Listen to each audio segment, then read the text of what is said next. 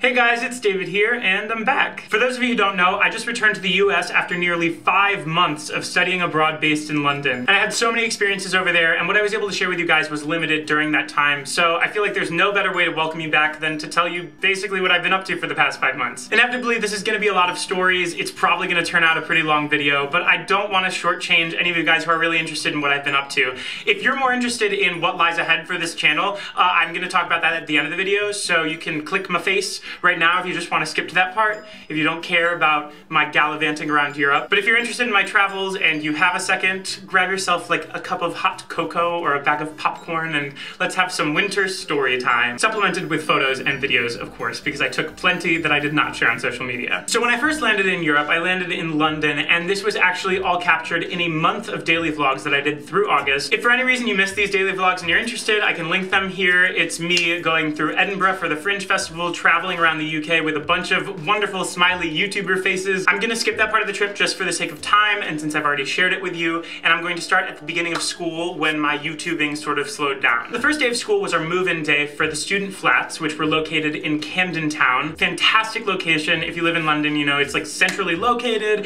it's always happening, young, artsy, kind of grungy, and the student flats were actually pretty nice, especially the kitchen. We had a dishwasher, we even had a laundry machine with a built-in dryer that didn't work. Like, we ended up having to hang up our clothes anyway, but we had it in our thing. And the best part was the gas stove, honestly. I was able to cook for myself. There was a grocery store across the street, and especially with London being expensive, this was really helpful. I also got scary good at making mint mojitos. Like, not trying to brag, it is a party trademark. The other great thing about the student flats was that I was living with my entire acting company. And we did it before freshman year when we were all in the same dorm, and then last year we all split up into our separate apartments. So actually coming together again, I thought it was awesome. And of course we were also in class together, as we've been for the past 2 years, but the Globe was something entirely new. We were all equally freaking out on the first day when we all got our little Globe badges. And then when they gave us introductory tours of the spaces, the new indoor space, the Sam Wanamaker Theater, which is entirely candlelit, being able to see the Globe, the space for which Shakespeare literally wrote, and take selfies on it from various angles just felt like the greatest privilege. And the training day-to-day in class could not have been more different from what we all studied together in the States. It challenged us to explore as individual artists and as an ensemble. We also had academic classes at Kappa, which was like the university half. I had a British broadcasting class. Our teacher Kirsty was a star. She showed me Black Mirror, which I became obsessed with. She took us to tour the BBC, and then she took us to a secret tea room,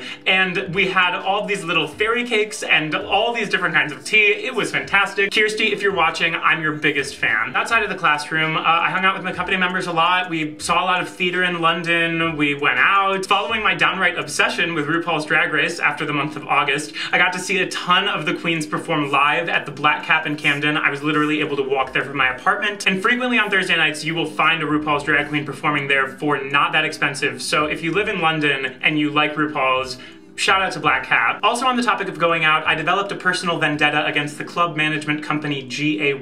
I have a video about that with Jazza coming up, so I'm just gonna let that speak for itself. Sips tea. On the topic of drag queens, Electra Snow / John Norton ended up giving me my first ever modeling gig. He wanted me to show some bow ties that he designed for his Etsy store, and they are fantastic. You should check them out. I will link them. The whole day was so fun, and he actually ended up giving me some bow ties, which was so sweet. And then later on, he went to my London meetup, which I had with you guys at the Science Museum, and also to my show at the Globe, which some of you came to as well. In general, I was actually able to meet a lot of you guys in Europe, even without organized meetups. Every time I would go out to any gay club, one of you guys would say hi, and that really was one of the highlights of my travels. So thank you guys for saying hi, sharing your stories, giving some hugs, and taking some selfies. So anyway, day-to-day life in London, riding the tube every day, 10 out of 10. I saw some ridiculous stuff on there. A bride was having a photo shoot on the escalator. There were random musicians on one of the tubes, a clip that I will play now.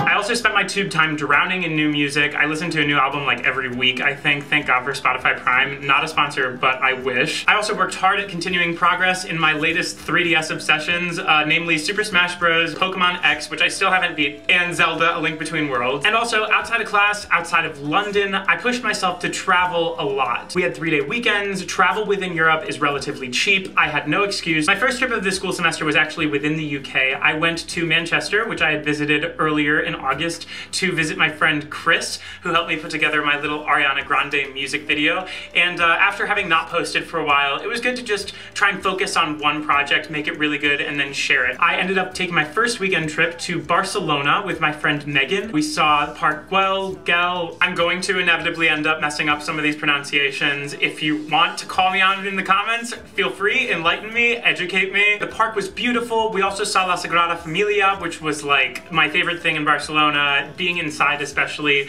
with the little audio tour telling me about the tree columns and how he built it to look like a forest. I've never seen anything like that. And of course, we indulged in the aforementioned mint mojitos. Nobody makes them like Barcelona, not even me. We also checked out the Magic Fountain, which was breathtaking, and I will share with you now.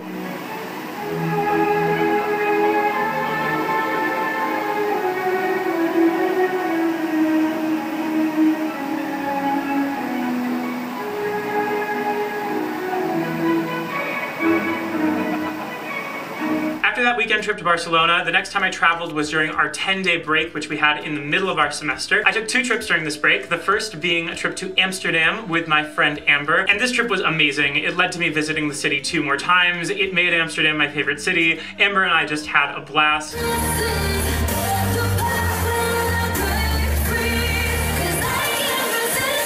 From my experience, it seemed like every person I ran into in that city was willing to help, was kind, and had a general philosophy that when you give to the community, it gives back to you. That's just what I'm about, and I love being around people like that. So after Amsterdam, I flew from there to Venice, and I stayed with my friend Enrico. He is an Instagram superstar. You must follow him. He was able to take many a model shot of me looking way uncool all around Venice. It was a beautiful, calm trip. I was there for a few days. I got to ride a bike for the first time in more months than I could remember, and I love biking. That was on the way to the beach, where I got to like sit on the beach and read Watchmen, which is like my favorite comic book. You need to read it if you haven't. After Venice, I went to Paris for another weekend trip, and that was with my friend Peter. I got to see my uncle, who's lived there for like over 20 years, and I grabbed lunch with him and we caught up, which was awesome. And I saw all the touristy stuff. I saw Notre Dame, I saw the Eiffel Tower, I saw museums. I saw museums everywhere, actually. I'm just gonna talk about museums for a sec. I saw the Louvre briefly. I just like peeked in and saw the Mona Lisa. It's huge, and there was a lot on the schedule for that day, but the building's beautiful. I actually preferred the Museum d'Orsay. Maybe it's because I spent more time in there, but just like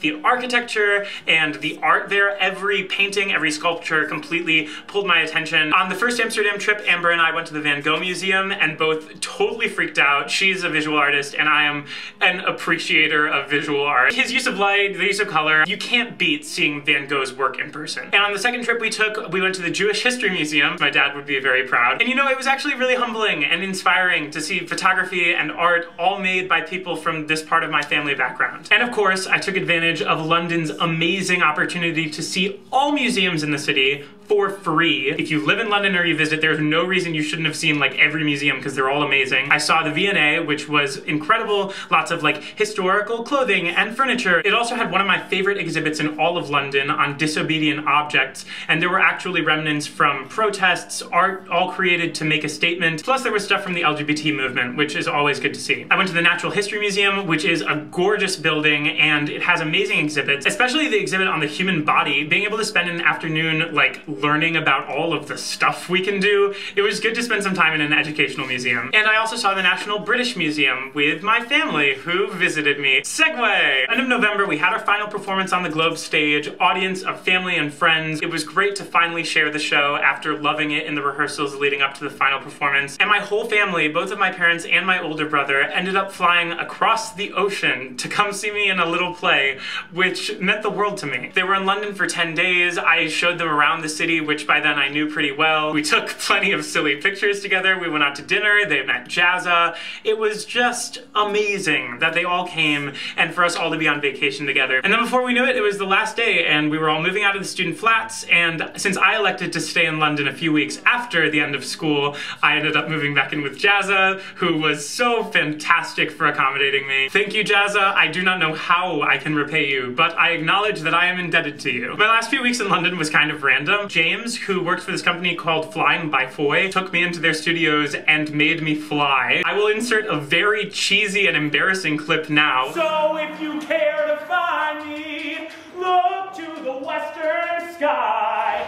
As someone told me lately, everyone deserves a chance to the rest of the time I spent preparing videos for you guys. So this is the part where I finally get to what's going to be happening on this channel the next few weeks. In my last weeks in London, I got to shoot some awesome collabs with great UK YouTubers, and I also spent a ton of time in the London YouTube space. I wanted to take advantage of the amazing equipment and facilities. I shot a bunch of topics which really feel fresh, things that I am passionate about and excited to share. So for the next few weeks, I'm going to be releasing those. Every now and then I probably will give you a shout in real time with like a cover or a review, and I'm excited to see what happens next. So anyway, if you watched the whole travel video, thank you. I'm glad you're interested. And if you're not subscribed and you want to make sure you get regular video updates, make sure you hit the subscribe button. Also click the like button while you're at it. It helps a ton to get those little thumbs. And hey, as a bonus comment, let me know what you've been up to for the past 5 months. While I'm at it, I might as well tell you to follow me on Twitter and Tumblr and Instagram and Vine.